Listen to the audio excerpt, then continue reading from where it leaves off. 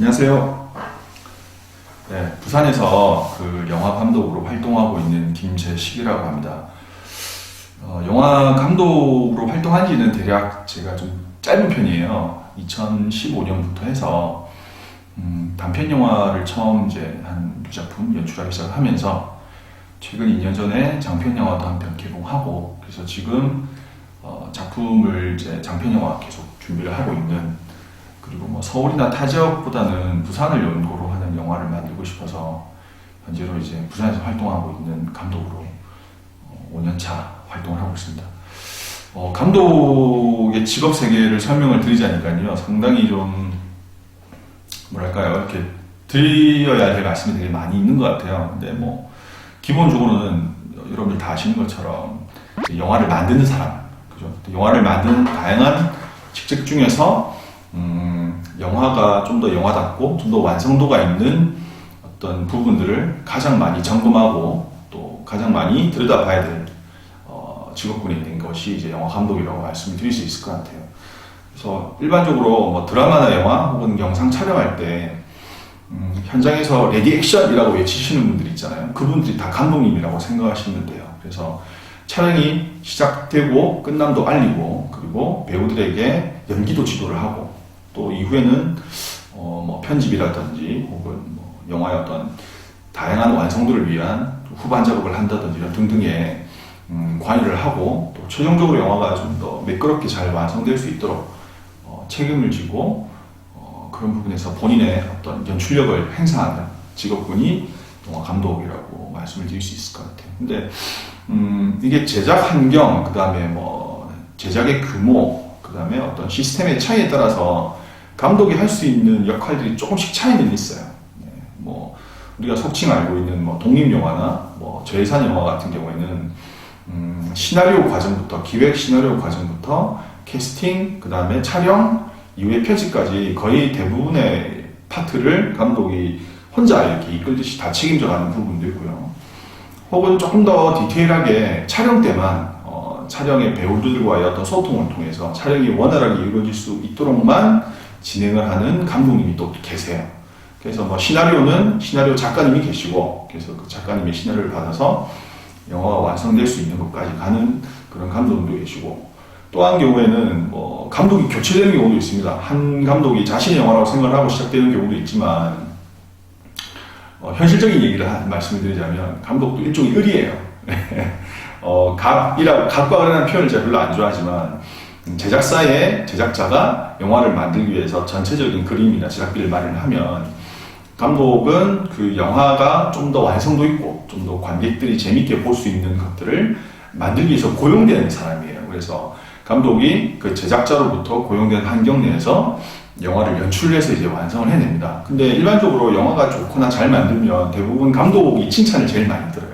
네. 근데 반대로 영화가 좀 작품성이 떨어진다든지 완성도가 떨어지면 또 가장 또 리스크를 많이 받는 게 감독이기도 합니다. 그래서 직업적으로는 상당히 인정도 받고 존경도 받는 직책이고 또 쉽게 할 수 없는 직업이긴 하지만 또 그에 반해서 감독으로서 또 갖게 되는 책임감도 상당히 크거든요. 근데 이런저런 문제들을 잘 해결해서 그 단 한 편의 영화를 위해서 이렇게 완성을 해내는 감독이면 누구나 다 훌륭한 감독들이라고 제가 말씀을 드릴 수 있을 것 같아요. 그래서 TV 프로그램 같은 경우는 우리가 흔히 PD 이름이 나잖아요. 그런 분들도 프로그램 디렉터라고 해서 감독님들이시거든요.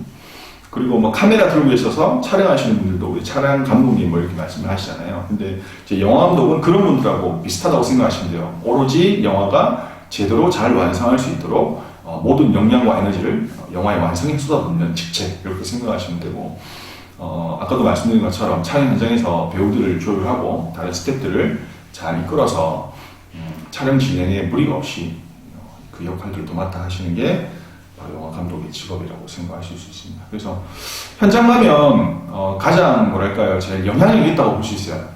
촬영 현장 가면 제일 영향력도 있고, 또 그 배우 외적으로 스텝 중에서는 가장, 그쵸, 이 배우들이 가장 의지할 수밖에 없는 그 역할이 감독일 수도 있고요. 그래서 많은 학생들, 많은 이제 영화를 꿈꾸고 계신 분들이 처음 영화를 접했을 때 가장 먼저 생각하는 선망의 대상이 이제 영화 감독을 많이 생각들을 하세요. 그래서 자기들이 이제 영화를 찍고 싶다 한다면 그 찍고 싶다라는 마음을 먹는 그 시작부터가 이제 감독의 시작이라고 생각하시면 되고, 그래서 이제 내가 어떤 영화를 찍어볼까, 어떤 사람을 캐스팅해서 만들어볼까, 이런 등등의 자세한 생각을 하면 그게 이제 영화 제작의 과정에 들어가고, 그 과정 속에서 자기가 감독으로서 그 역할을 해내고 있다고 생각을 하시면 좋습니다. 근데 이제 영화라는 게 굳이 감독만 꼭 있진 않아요. 감독만 있다고 해서 영화가 되는 건 아니고, 뭐 촬영, 음향, 뭐 배우, 뭐 그 외에 음악, 뭐 조명 등등 정말 다양한 분야들의 스페셜한 분들, 특별한 능력을 가지신 분들이 같이 참여를 하거든요. 그럼 이럴 때 감독 역할이 또 한 번 더 중요한 역할이 필요가 합니다. 뭐냐면 그렇게 각 분야별로 뛰어난 인재들을 모아서 촬영을 할 때 그런 각각 파트별의 사람들을 잘 규합을 해서 영화를 완성할 수 있도록 그 중심에서 이끌어내는 역할을 하는 것도 감독이라고 생각을 하시면 좋습니다. 단지 그냥 난 이 영화를 이렇게 찍고 싶어, 이렇게 해줘 라고 조건을 요구를 하는 것이 아니라 각 영역별로 스텝이나 전문가들이 본인들이 생각하는 영화에 대한 어떤 무엇인가를 잘 모아서 촬영할 때 혹은 촬영이 끝난 이후에 그런 것들을 좀 더 나은 완성도를 위해서 잘 조합하고 잘 이제 이끌어 나가는 역할이 바로 영화 감독이 가져야 되는 가장 첫 번째이자 가장 중요한 덕목이라고 말씀을 드릴 수 있을 것 같아요. 그래서 영화 한 편이 잘 완성이 돼서 잘 나오면 감독이 갖게 되는 어떤 여러 가지의 뭐 영광이라고 해야 될까요? 어떤 사회적인 어떤 인지력, 능력 이런 등등에 대한 평가들이 상당히 좋아지는 것도 있습니다. 그리고 아직까지도 영화 감독이라는 직업에 대해서 어떤 존경적인 혹은 선망적인 그런 식의 대상의 직업이기도 사실은 해요. 근데 그에 반해서 그런 정도의 연출력을 가지기 위한 감독으로서 성장을 하기 위해서는 상당히 많은 노력과 공부와 또 어떤 정도의 준비가 많이 좀 필요한 또 그런 부분도 있다고 볼 수가 있고요. 그리고 한국에도 많은 분들이 영화 감독을 하고자 꿈꾸시는 분들이 많이 계시는데 생각보다는 끝까지 영화 감독을 해내는 분들이 좀 적어요. 저도 사실 지금이야 여러분들한테 영화 감독으로서 활동을 하고 있다고 말씀을 드리지만 또 언젠가는 영화를 그만두고 다른 일을 또 할 수 있거든요.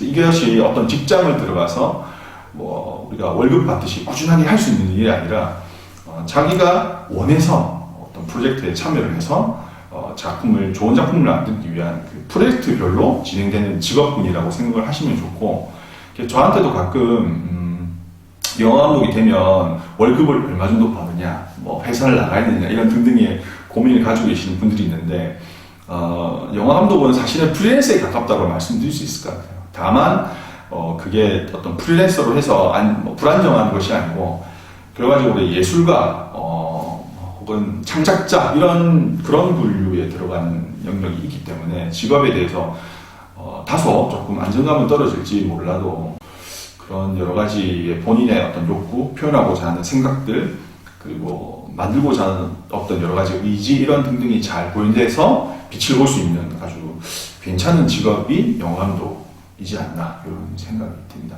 그래서 여러분들도 혹시나 좋아하시는 작품들을 보고 나서 본인이 영화 감독이 되고 싶다라고 꿈을 가지신다면 절대 포기하지 마시고 내가 어떤 영화를 좋아하고 어떤 영화를 만들고 싶다라는 생각만 가지고 계신다 하더라도 언젠가는 꼭 영화 감독이 되실 수 있지 않나. 그래서 제2, 제3의 봉준호 감독님이 여러분들 내에서도 나올 수 있지 않나 그렇게 기대를 해볼 수 있을 것 같습니다. 네, 이번에는 그 영상기가 무엇인지에 관해서 한번 알아보는 시간을 가질 건데요. 영상기라는 단어를 아마 처음 들어보는 분도 계실 거고요. 혹은 들어봤지만 어떤 건지 내지는 뭐 보긴 봤는데 잘 모르겠다 이런 분들이 많이 계실 것 같아요. 최근에 극장 가면 우리 항상 이렇게 스크린, 그죠? 앞에 눈을 바라보는 그 시점에서는 밝은 빛을 통해서 이렇게 화면이 막 나오잖아요. 영화가 나오지 않습니까? 큰 스크린을 통해서. 그러면 그 스크린이 자체적으로 빛을 발광해서 영화를 보여주는 것이 아니고 거기에 투사하는 방식으로 화면을 보여주는 거예요. 투사라는 것이 뭐냐면 빛을 쏘아서 벽에 이렇게 반사를 시키는 걸 말합니다. 그래서 그 빛을 반사해서 영화를 볼 수 있게끔 만드는 그 장치를 이제 영상이라 하고요. 극장에서는 스크린 바로 반대편에 있습니다. 그래서 뒤를 탁 돌아보시면 작은 구멍에서 빛이 쫙 하고 나오는 걸 볼 수가 있거든요. 그러면 그 구멍이 나오는 그 안쪽에 영상기가 있다 생각하시면 좋고요. 최근에는 여러분들 뭐 텔레비전, 그죠? 뭐 컴퓨터 모니터, 심지어는 이제 스마트폰 화면 이런 등등의 자체적으로 그 어떤 영상을 재생하는 기능들이 다 있는 걸 우리가 보고 자라고 있습니다. 예, 그리고 그냥 쉽게 영화도 접해서 볼 수 있고, 굳이 우리가 극장, 영화관을 찾아가서 영화를 꼭 봐야 될 이유가 잘 없죠. 정말 보고 싶은 신작 영화가 아닌 이상에는 대부분 다 모니터나 TV나 혹은 스마트폰을 활용해서 영화나 영상 이런 등등을 이제 많이 보고, 그래서 영상이라는 어떤 이 기계 자체가 쓰임이 갈수록 사실은 많이 줄어드는 건 사실이에요. 그렇지만 이 시간을 빌어서 실제 영화가 존재하기 위해서 가장 중요한 역할을 했던 그 영상에 대해서 역사적인 부분 그리고 어떤 기능적인 부분에 대해서 또 간단하게 좀 설명을 드리겠습니다. 영상의 역사에 대한 설명을 드리자면 그게 영화 탄생의 역사와 아주 닮아 있어요. 그래서 우리가 크게는 연도를 따지면 1895년도로 갈 수 있습니다. 1895년도가 있고 1890년도 두 가지가 있거든요. 그럼 1890년도가 먼저니까 이 먼저인 때를 말씀을 드리자면 1890년도는 에디슨 아시죠, 여러분? 발명한 에디슨이 처음에 키네토그라프라는 것을 발명했던 시기예요. 이 키네토그라프라는 것은 한국말로 직역을 하면 움직이는 그림이라는 뜻이에요. 움직이는 그림. 그러면 우리가 알고 있는 그림은 뭐 예전도 그렇고 지금도 그렇지만 멈춰있죠. 그냥 멈춰있는 것을 묘사를 하는 것이 그림이에요. 근데 키네토스코프라는 것은, 키네토스코프는 말 그대로 그 그림이 우리 눈앞에서 움직이는 것 같은 착각을 불러일으키게끔 하는 장치를 얘기하는 겁니다. 그러면 사진이 움직이는 현상을 구현을 하려면 아까 말씀드린 영상이라는 기기가 필요했죠. 그 영상이라는 기기가 바로 시네마토그라프라는 겁니다. 그래서 그거를 두 가지 공식을 같이 쓰고 있고요. 근데 그걸 이제 역사적으로 보면 1889년이라는 분도 계시고 1890년이라고 생각하시는 분도 계신데 탄생 연도를 우리 생일처럼 정확하게 끊지를 못해요. 왜냐하면 이거를 연구를 하고 개발했던 그 시기를 다 통틀어서 비슷하게 생각을 하기 때문에 어떤 책에는 90년도, 어떤 책에는 89년도 이렇게 생각을 하실 수도 있지만 아마 비슷한 시기 정도로 생각하시면 좋아요. 근데 단점은 이 키네토스코프가 너무 커요. 촬영하는 장비 그리고 이걸 영상하기 위한 장비가 어마어마하게 큽니다. 그래서 이거를 설치해서 보기 위해서는 그 볼 수 있는 그 장소에만 가야 되는 거예요. 그러다 보니까 우리가 지금 알고 있는 현대 영화 혹은 그런 움직이는 그림하고는 좀 다른 거예요. 그러니까 이 발명한 에디슨도 그것까지는 생각을 못한 거죠. 내가 발명해냈던 이 장소에서만 키네토스코프가 구현될 수 있으니 너희가 여기서 관람을 해라 라는 것이 끝이었거든요. 그러다 보니까 현대 와서 영화적인 입장에서 봤을 때는 에디슨의 발명품이 조금 거리가 있다는 생각이 드는 거예요. 그럼 여기서 등장하는 것이 바로 1895년도에 프랑스에서 영화의 시작이라고 할 수 있는 이 류미에르 형제라는 분들이 계시거든요. 이분들이 발명했던 시네마토그라프라 것이 바로 영상의 시작이라고 말씀드릴 수 있을 것 같아요. 그러니까 에디슨이 만든 것이 연도는 먼저 있지만 그 형태나 쓰임이 지금의 영화랑 조금 거리가 있고 또 형태가 너무 무겁고 찍는 것에 제한이 있고 보여줄 수 있는 게 제한이 있다 보니까 활동 사진으로서의 가치는 있지만 영화로서는 생각이 어려운 부분이 있고요. 반대로 뒤에 말씀드렸던 1895년도에 완성했던 시네마토그라프는 지금의 영화와 거의 유사하다고 보시면 좋습니다. 그리고 그때 당시에 이 시네마토그라프란 말도요, 활동사진이라는 뜻이에요. 활동사진, 움직이는 그림이라는 뜻이고, 그래서 우리가 영화를 외국말로 지칭을 할 때 시네마라는 얘기를 하잖아요. 이 시네마라는 말 자체가 움직인다라는 뜻을 얘기하는 거예요. 토그라프는 그림 혹은 사진을 의미하는 것이고, 그래서 기본적으로 영화는 뭐다? 움직임을 구현해내는 거예요. 움직임을 구현해내는 거. 지금이야 우리가 움직이는 모습을 너무 쉽게 볼 수 있잖아요. 뭐 인터넷이도 뭐 다 볼 수 있는데, 당시 1800년인데 지금으로부터 한 3, 40년 전에는 그거를 내 눈으로 직접 보는 것이 아니라 다른 기계를 통해서 보는 것이 사람들에게 엄청나게 볼거리와 즐거움이었다고 합니다. 지금을 예를 들자면 한 VR 보는 듯한 그런 느낌이었지 않나 이런 생각이 들고, 그래서 류미에르 형제가 시네마토그라프를 이제 1890년대 발명해서 공개를 했을 때 에디슨이 만들었던 어떤 특별한 장소에서 가서 보는 것이 아니고 어떤 되게 큰 카페가 있었대요. 지금의 카페랑 좀 분위기 다르지만 프랑스는 여러 사람들이 모여서 이렇게 어떤 관람 형태의 카페나 어떤 공연장들이 많이 있었다고 그러거든요. 이제 거기서 처음으로 이제 한 1, 2분짜리의 아주 짧은 그 영상물들을 막 찍어서 보여줬던 거예요. 한 몇십 분 가까이 시간 동안 보고. 근데 내용은 정말 없습니다. 그냥 이제 아기가 밥 먹고 사람들 걸어가고 뭐 그냥 열차 들어오고 나가고 이게 다 있는데, 그런 것들을 흑백 화면을 지금 보면 너무 조악하고 보기가 불편하지만 당시 사람들은 그거에 대해서 엄청나게 큰 이제 뭐 충격을 먹었다고 얘기를 하죠. 그래서 그렇게 만들어진 활동 사진을 벽에 쏘아서 영화가 보일 수 있게끔 했던 그 장비를 지금 우리는 이제 영상이라 얘기를 하고, 그걸 이제 시네마토그라프의 뒤에 단어를 더 붙여서 그라퍼라고 얘기를 했습니다. 요거는 뭐 여러분들 굳이 신경 안 쓰셔도 되고요. 어쨌든 통칭해서 시네마토그라프라고 이렇게 얘기를 한다고 생각하시면 좋습니다. 자, 이번에는 그 영상기의 구성 요소, 6가지의 구성 요소에 대해서 또 설명을 좀 드리겠습니다. 첫 번째로 이제 필름을 감아주는 릴이라는 게 있어요. 릴. 예, 우리가 단어만 들어도 뭔가 감는다라는 어떤 뉘앙스가 있죠. 릴이라는 것인데, 필름이 1초에 24장의 사진을 보여주기 위해서는 감겨 있어야 되겠죠. 이거를 한율로 늘려봤자 8에서 8까지 해봤자 이게 몇 초 안 될 겁니다. 필름 길이가. 그럼 이게 몇십 배, 몇백 배의 길이를 가지고 감겨 있겠죠. 그 감아서 저장을 해놓는 관리를 하는 것을 릴이라고 해요. 그래서 그 릴을 영상에 이렇게 탁 걸 수 있도록 합니다. 그러면 그 릴이 돌아가면서 필름이 밑에 있는 릴로 전달되면서 우리 눈앞에 이제 영상가 되는 걸 이제 느낄 수가 있는 거죠. 자, 그래서 영상에서 일정한 속도로 필름이 돌아가는 것을 구동시키는 구동 모터라는 것이 있어요. 그 다음 요소로. 근데 이 구동 모터도 사실 지금처럼 우리가 전력이 확보가 된 상태니까 자연스럽게 구동 모터가 엄청나게 빠른 속도로 이렇게 돌아갈 수 있었지, 1890년대 뭐 그때 즈음에는 전기가 그렇게 없었어요. 그러면 당시의 사람들은 영화를 어떻게 구현시켰을까요? 우리 에너지원 중에 가장 쉬운 거 맞아요. 손입니다. 손. 그래서 손잡이가 있거든요.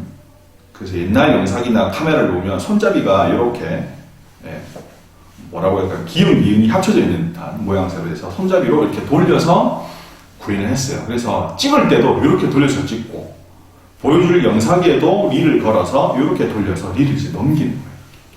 그러면 이게 어떤 단점이 있을까요? 팔이 아픕니다. 네, 팔도 아프고 길게 못 찍어요.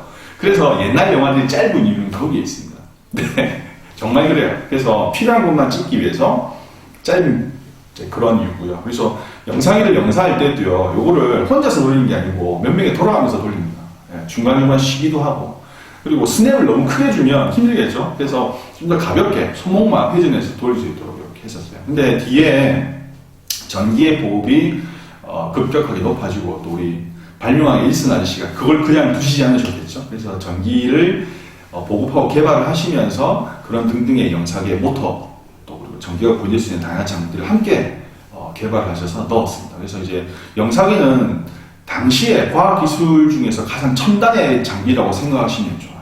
근데 현대에서는 그와 똑같은 방식의 이제 모터가 들어가서 이제 빠른 속도로 우리에게 안정적으로 이제 보여주는 거죠.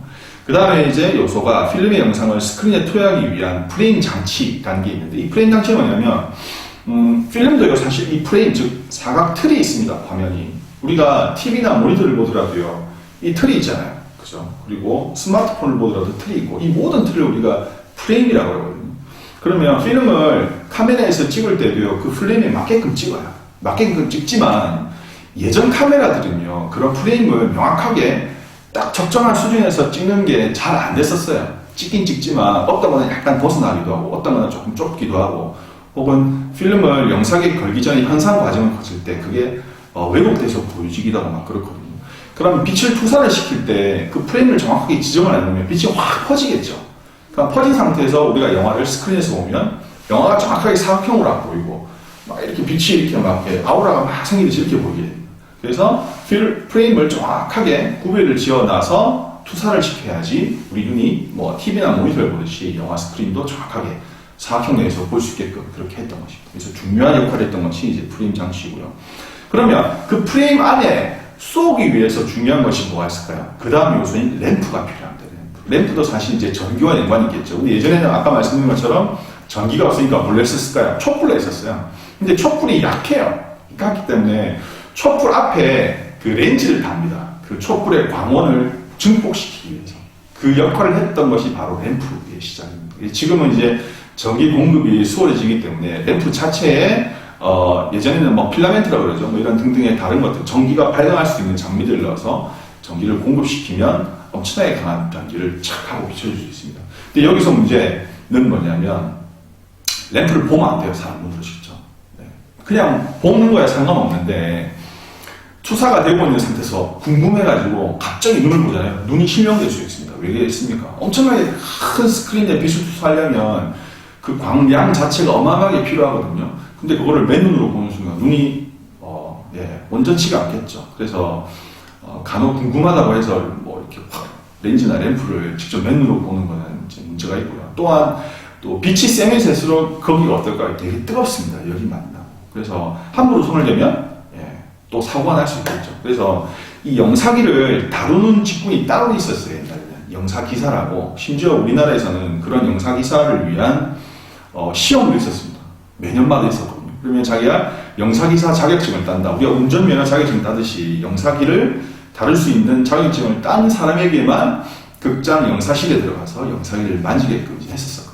그런 분들이 정확하게 뭐 램프나 렌즈에 대한 이해가 있으시고 아까 말씀드렸던 다양한 구성 요소들을 컨트롤할 수 있는 이제 그런 역할을 가지신 직업분들이 있어요. 근데 지금도 아마 제가 존재하는 걸로 알고 있거든요. 근데 예전에 그 필름으로 했던 아날로그 방식이 아니라 디지털로 좀 바뀌었기 때문에 그 영사기사의 직업군에 갖고 있는 교육이라고 해야 될까요? 이런 부분도 좀 많이 변화가 되었다는 것도 말씀드릴 수 있을 것 같아요. 그 다음에 이제 다음 요소가 옵티컬로 기록된 음향을 재생시키는 음향 램프라고 되어 있는데 이게 뭐냐면 나중에 이제 자료 화면을 보시면 아시겠지만 영사를 하기 위해서 만들어진 필름은 가쪽에 검은색 줄이 쫙 있어요. 줄. 그 줄에 뭐가 들어있느냐? 소리가 들어있는 거예요. 그럼 이 소리를 음파를 스피커를 통해서 전달하려면 그 소리를 읽기 위한 장비가 필요하겠죠. 그 검은 선을 읽기 위한 장비가 음향 램프라고 되어 있는 거예요.